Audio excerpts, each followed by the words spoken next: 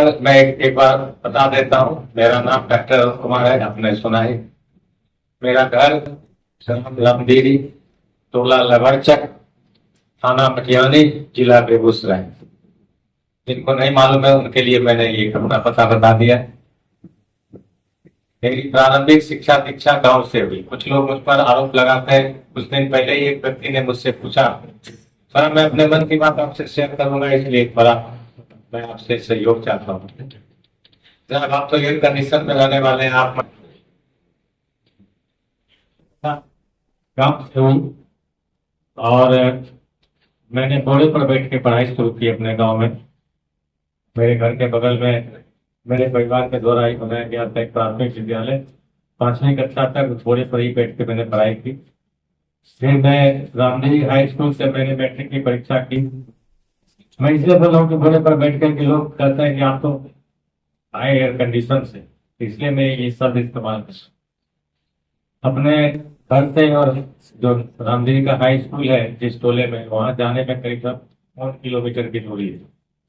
और बाढ़ के समय में तौलिया लपेट के हाफ पैंट को कंधा पर रख के मैं जाता था और फिर आता था तो हाफ पैंट पहन लेता। मैंने बाढ़ भी देखा, दूरी भी देखी, घोड़ा भी देखा। और उसके बाद जीडी कॉलेज से मैंने अपनी प्री साइंस की पढ़ाई की। इससे मेरा दाखिला साइंस कॉलेज में हो गया था, लेकिन गार्जियन की इच्छा हुई कि नहीं है जीडी कॉलेज में रह के पढ़े, तो मेरी पढ़ाई जीडी कॉलेज प्री साइंस तक रामदेवी और बेगूसराय में हुई। संक्षेप ये है। उसके बाद अंक के आधार पर मेरा दाखिला, जो उस समय Prince of Wales Medical College कहा जाता था, जिसे अब सरकार ने नाम बदल के पटना मेडिकल कॉलेज कर दिया, वहां मेरा दाखिला हुआ 1975 में, सॉरी 1967। और 1975 में मैंने वहां से एमबीबीएस की पढ़ाई की। 1979 में मैंने एमडी किया। और 1980 में मैंने बिहार सरकार के चिकित्सा शिक्षा संवर्ग में ज्वाइन किया।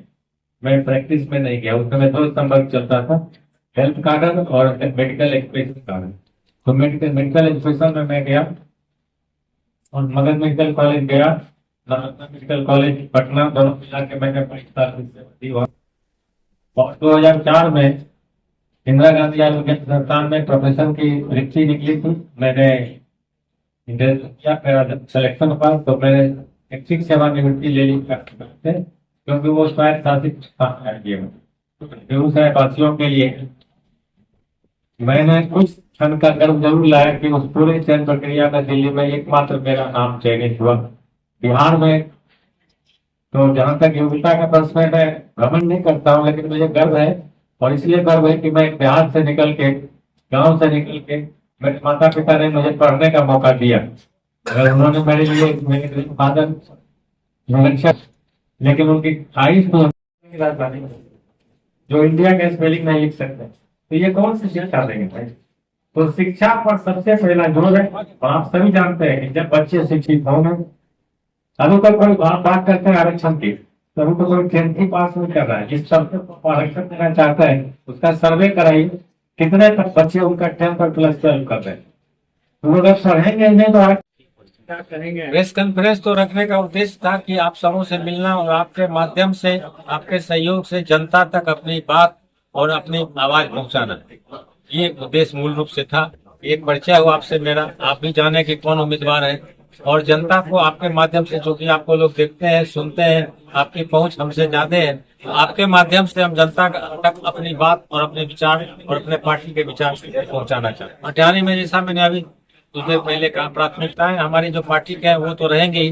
जो शिक्षा है, जो बेरोजगारी है, जो पलायन है, वो सब तो रहेगा ही। लेकिन उसके अलावा जो मटियानी की लोकल समस्या है, अब सामू की बात हुई थोड़ी देर पहले, सामू का पुल तो बहुत दिन से सुन रहे हैं, बन रहा है, काहे नहीं बना? किसने रोका? एक से एक बन गया। सामू को बनने से किसने रोका? सड़कों की हालत वही है। अस्पताल है तो दवाई नहीं, डॉक्टर नहीं। अभी 1 हफ्ता पहले मैं आया था, मेरे घर के बगल में हार्ट अटैक हुआ, मेरा ही एक खेत में काम करने वाला बच्चा, कोई सुविधा नहीं मिली। जहाँ मैं लेके रात में आया 2 बजे बेगूसराय और यहाँ उसको उपचार कराया, लेकिन जो वहाँ अस्पताल है उसमें इतना बड़ा ताल। मेरे गाँव रामडीरी में जो अभी बना है वेलनेस सेंटर नट्टी टोला में, मैं दुर्गा पूजा में गया था मंदिर में दर्शन के लिए। वेलनेस सेंटर में ताला लगा हुआ है। वहाँ के स्थानीय लोगों ने कहा कि आज तक 1.5 साल से ये ताला खुला नहीं, लेकिन इसका जनरेटर हम लोगों ने देखा कि जब से आया ढका हुआ है। लेकिन इसका डीजल का खर्चा हर माह हो रहा है। टक्कर होता है। लेकिन नॉमिनेशन जो अभी का प्रोग्राम है हमने तय किया है सभी हमारे संगठन के लोगों से मिलकर 14 तारीख को 11:30 से 12:30 के बीच में मैं संगठन करने के लिए नामांकन देने के लिए मैं जाऊंगा। ये मेरा कार्यक्रम है, ये प्रोग्राम है। तो नॉमिनेशन की बात मैंने बता दी और 3 मुद्दों को लेके मैं जाऊंगा। मैं तो ये बता रहा हूँ, इतने मुद्दे गिनाने लगूंगा तो फिर आप फिर कहिएगा बहुत समय हो। मेरी टक्कर किसी से नहीं है, मैं जनता के पास जा रहा हूँ और मैं जनता से आग्रह कर रहा हूँ कि अगर आप बदलाव चाहते हैं तो आप तय करिए कि आपको कैसा उम्मीदवार, कैसा अपना प्रतिनिधि चाहिए। अब बॉल जनता के कोर्ट में है। मैं टक्कर लेने किन्हीं से नहीं आया, मैं बदलाव के लिए आया हूँ, जनता का आशीर्वाद प्राप्त करने आया हूँ और जनता को बताने और समझाने आया हूँ कि क्यों जन स्वराज को आप अपना वोट दीजिए और क्यों जन स्वराज की सरकार। सबसे पहला हमारे एक पार्टी का घोषित उद्देश्य है कि पहले 1 साल के अंदर 5 काम की उन्होंने बात की है और पहले 6 महीना के अंदर 5 काम की बात की, तो उनको पहले करना होगा। ये तो जो हमारा पार्टी का सिद्धांत है हम उसको भी फॉलो करेंगे, उसको छोड़ेंगे नहीं। लोकल जो हमारी है, जो शिक्षा की बात हमने कही, स्वास्थ्य की बात कही, 2 सबसे प्रमुख।